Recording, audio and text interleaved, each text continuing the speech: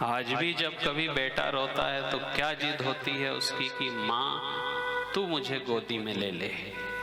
माँ से पूछा कि आखिर ये क्यों रोता है? बोले बस कोई बात नहीं है, इसकी पेट भी भरा है, इसका दूध भी पिला दिया मैंने, घुमा फिरा भी दिया, सो भी लिया ये शांति से, केवल ये चाहता है कि मैं इसको गोदी में ले लूं तो ये चुप हो जाएगा।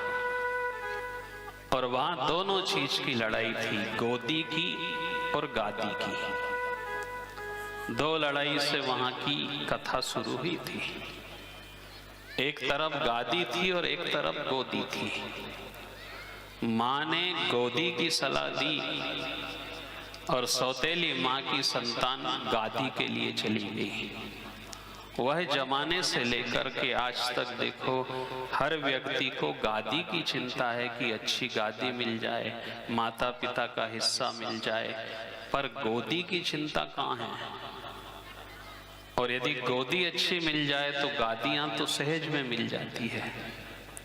कृष्ण जी को अनेक माताओं की गोदी मिली, यशोदा की मिली, देवकी की मिली, पूतना जैसी राक्षसनी की गोदी मिली।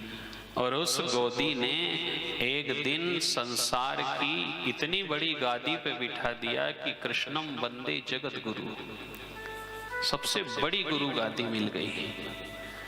इसलिए हम आज भी देखें कथा सुन करके कि जहां जहां गोदी ने आशीर्वाद दिया है वहां संसार की हर गादी नसीब हो गई है। चाहे व्यास गादी हो, गुरु गादी हो, कोई दुकान की गादी हो, चाहे गल्ले की गादी हो,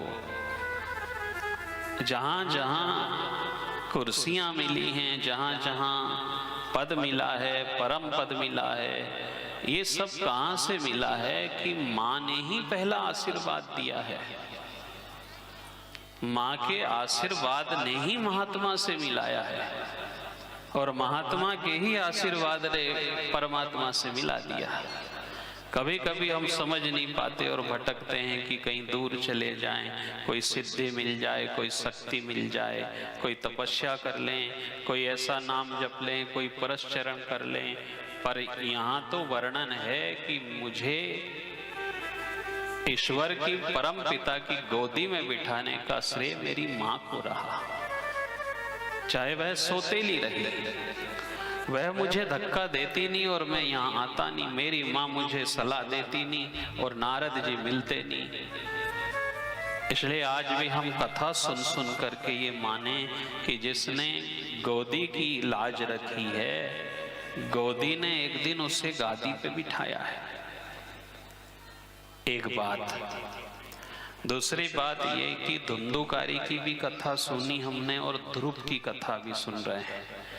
धुंधुकारी ने अपनी माँ से माल मांगा, धन मांगा तो उसने दे दिया, तो धुंधुकारी का जीवन बिगड़ गया। पर ध्रुव की माँ ने उसे माल से नहीं जोड़ा, माला से जोड़ा कि तू माल की बजाय माला कर, भजन कर, नाम जप। ये यदि जपाएगा तो तुझे एक दिन संसार का बड़े से बड़ा माल खजाना मिल जाएगा। और यह उसी गादी को प्राप्त किया, उसी गोदी की कृपा से। आज भी हम जिस गोद ने हमें बड़ा किया है, जिस गोद ने हमें गादी के लायक बनाया है, कभी हम ये भी तो चिंतन करें कि वह गोद कैसी होगी, उस गोद की क्या परिस्थिति होगी। क्या गोद सूनी है? क्या गोद कभी उसके लाल को याद करती है? क्या लाल को कभी गोद की चिंता है? 7 पीढ़ी तक इतना जप लिया था, इतना भज लिया था इस गोदी के लाल ने कि 7 पीढ़ी तक की संतति सुख से जीवन व्यतीत किया था। इसलिए हम ये मान करके चलें कि पहला आशीर्वाद हम माँ से ही लें। कोई मुहूर्त नहीं मिले तो यहाँ लिखा है कि सबसे बड़ा मुहूर्त होता है माँ की मूर्ति। माँ का मुखमंडल, माँ का चेहरा। माँ के दर्शन करके जाओ तो कभी भी कोई मूर्त देखने की जरूरत नहीं पड़ती, और वह बड़े लाड़ से देती है, प्रेम से देती है। इसीलिए देखो कि जहां जहां भी हम ये देख रहे हैं, सुन रहे हैं, आज के लोग ऐसे होते जा रहे हैं कि संस्कारों की कमी आ रही है, और वह संस्कार, वह सिद्धांत सूत्र की जननी माँ ही होती है। और जो जो डालना है, इसलिए भजिया बनाने वाला, बाटी बनाने वाला, चूरमा बनाने वाला कभी कभी मौन डालता है। और मौन डालने का सिद्धांत कैसा है? बनते समय का। भजिए के घोल में बनाते समय हम जो जो डालना है वह डाल सकते हैं, पर बन जाने के बाद उसमें नमक भी ऊपर से नहीं डलता। बचपना हमारा कैसा है? भजिए के घोल के जैसा। माँ को जो जो डालना है वह उसी समय डाल सकती है। फिर ये बड़ा हो जाए, उसके बाद हम सोचे कि बहुत बड़ी स्कूल में भेज दें, हम अच्छे से ज्ञान दे दें, अच्छे से पढ़ा लें, इसमें संस्कार आ जाए, तो बनने के बाद तो संभव नहीं है, फिर संभव नहीं है। और जो जो हम देख रहे हैं, ये जो हमें हमारी संतान रोटी देगी, तो संतान रोटी कम देगी, पर संतान को दिए संस्कार रोटी देगी।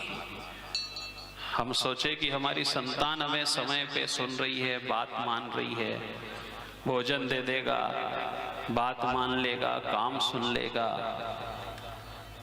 यदि संस्कार नहीं दिए तो संतान ने मना कर दिया कि तुमने मुझे संस्कार ही नहीं डाले तो मैं कहां से दे दूं। कल्प वत्सर उत्कल नाम की संतानें हुई, और बचपने में इसने खेल खेल में ईश्वर को प्राप्त कर लिया। और ये लुका छिपी का खेल कई जमाने से चल रहा है। ईश्वर कहता है कि मैं इसी घर में छुपूंगा, तुम मुझे ढूंढो, ढूंढ लोगे तो तुम्हारी बड़ाई होगी, नहीं ढूंढ पाए तो फिर से परेशान होना पड़ेगा। सब घट मेरा साइयां, सूनी सेज न होए, बलिहारी का भटकी की जाघट प्रगट होए।